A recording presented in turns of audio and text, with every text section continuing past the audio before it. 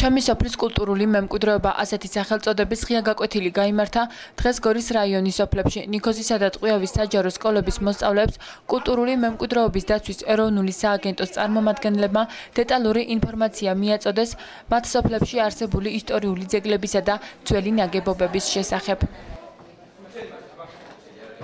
მე ყოველთვის ისწორდა ჩემი სოფელი იყო კულტურულად გამორჩეული, მაგრამ ამ პრეზენტაციამ ჩემი სოფლის მიმართ ძალიან დიდი შთაბეჭდილება ჩამიტოვა გუშინ და მე ყოველთვის შევეცდები რომ ჩემი სოფელზე ბევრი ინფორმაციები მოვიძიო უფრო მეტად და დავინტერესდი ამ გაკვეთილის შემდეგ უფრო. მე ძალიან მომეწონა ეს ძალიან კარგი მოფიქრებული იყო და ბავშვებმა უფრო ნახლა დაინახეს თავის სოფლის კულტურა და უფრო ჩემი აზრით ამის შემდეგ უფრო კარგად მოეპყრობიან. მოსწავლეები კითხვა-პასუხის რეჟიმში აქტიურად ჩაერთვნენ და პროექტის კოორდინატორებისაგან მიიღეს ინფორმაცია კულტურული ძეგლების იერსახის შენარჩუნებასთან დაკავშირებით.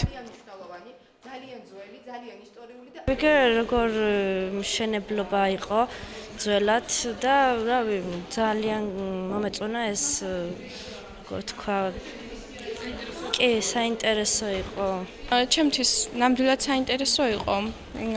ძალიან აქამდე არ მქონდა ასეთი ტიპის სახლები ნანახი და არც ყურადღებასაც არ ვაქცევდი და ამის შემდეგ გავითვალისწინებ.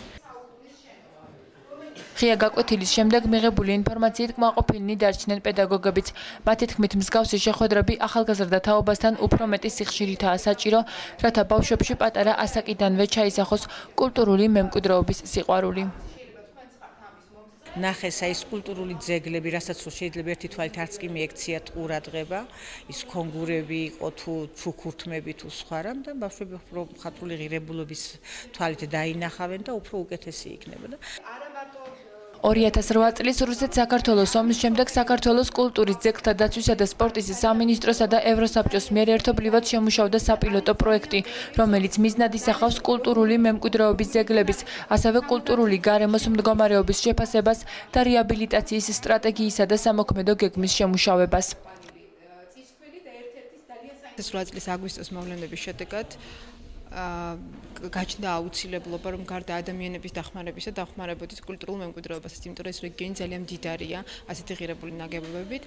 გამოგვეხმაურა ევროსაბჭო და კულტურულ მემკვიდრეობის აგენტოსთან ერთად შემუშავდა ასეთი ერთობლივი პროექტი, რომელიც მიზნად ისახავს სამოქმედო პრინციპების შემუშავებას ამ დაზიანებული პოსტბუფერული ზონისთვის. ამ ეტაპზე დასრულებულია ტყვიავის, მერეთის და ნიქოზის სათვის დოკუმენტების შედგენა და დღეს გავაკეთეთ ესეთი ღია გაკვეთილი ჩემი სოფლის კულტურული მემკვიდრეობა და გვინდა რომ ბავშვებს წარმოვიდგინოთ ეს ჩვენი ნამუშევარი და ასევე გავუღვიოთ ინტერესი კულტურული მემკვიდრეობისთვის, იმიტომ რომ ძალიან მნიშვნელოვანია მის შენარჩუნება.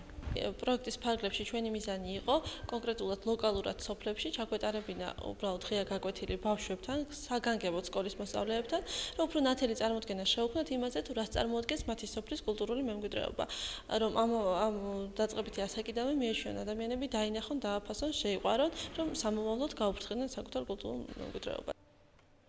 პროექტი ასევე მიზნად ისახავს კონფლიქტის ზონის მიმდებარე ტერიტორიაზე არსებული სოფლების აღდგენისა და რეაბილიტაციის პროცესის სამოქმედო პრინციპების შემუშავებას და ასევე ახალგაზრდა თაობაში რეგიონის კულტურული მემკვიდრეობის პოპულარიზაციას.